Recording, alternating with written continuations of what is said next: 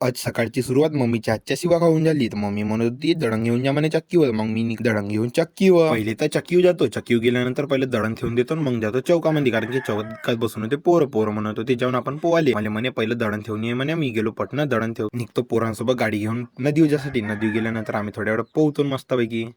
पोहून झाल्यानंतर सीधा येतो घरी आल्यानंतर मला येते पार्सलवाल्याचा फोन. तो म्हणते भाऊ म्हणते तुमचा पार्सल आला म्हणते. पार्सल सोडून घेतो, त्याची अनबॉक्सिंग करतो. पार्सल मध्ये काही ना हेडफोन बोलवलं होतं मी ना, कारण मी व्लॉग बनवतो आणि तिथे व्हॉइस ओव्हर करण्यासाठी मी हेडफोन बोलवलं होतं. त्याच्यानं व्हॉइस ओव्हर करतो बा म्हणलं, माईक घ्यायचे थोडंसं हे नव्हतं. तर हेडफोनची ओपनिंग झाल्यानंतर निघतो कॉलेज जाण्यासाठी, कारण की कॉलेजमधून आयटीआय म्हणजे जायचं आहे आम्हाला, ऍडमिशन करायची होती. पहिले कॉलेजमध्ये जाऊन डॉक्युमेंट सर्व करून घेतो. डॉक्युमेंट घेऊन निघतो आम्ही आयटीआय मध्ये जाण्यासाठी. पहिले जातो टेक्निकल मध्ये काही सर लोक होते नाही, इथे गेले म्हणत होते आयटीआय मध्ये. तिथं निघतो आम्ही दोघं जण आयटीआय जाण्यासाठी. आयटीआय पोहोचल्यानंतर पहिले तर सर लोकांजवळ डॉक्युमेंट देऊन देतो. डॉक्युमेंट दिल्यानंतर आम्ही पूर्ण व्हेरीफाय झाल्यानंतर तिथून निघतो. आयटीआय पूर्ण बघून घेतो. आयटीआय बघल्यानंतर तिथून निघतो बाहेर निघल्यानंतर आमचा मित्र भेटते एक. तो म्हणते 4 म्हणते आमची रूम दाखवतो म्हणते फिटरची. तर फिटरची रूम बघून घेतो आम्ही. तिथून निघतो वापस घराकडे जाण्यासाठी. मग का मयूरभाऊ म्हणते आता घराकडे जाता तो म्हणते नाश्ता चारून दे म्हणते मला. तर चाल बा म्हणलं मी नाश्ता चारून देतो. मग त्याला आम्ही दोघं जण नाश्ता करून घेतो आणि मग निघतो घराकडे. परत पोट्टे आजसाठी एवढंच. भेटूया नेक्स्ट ब्लॉग मध्ये.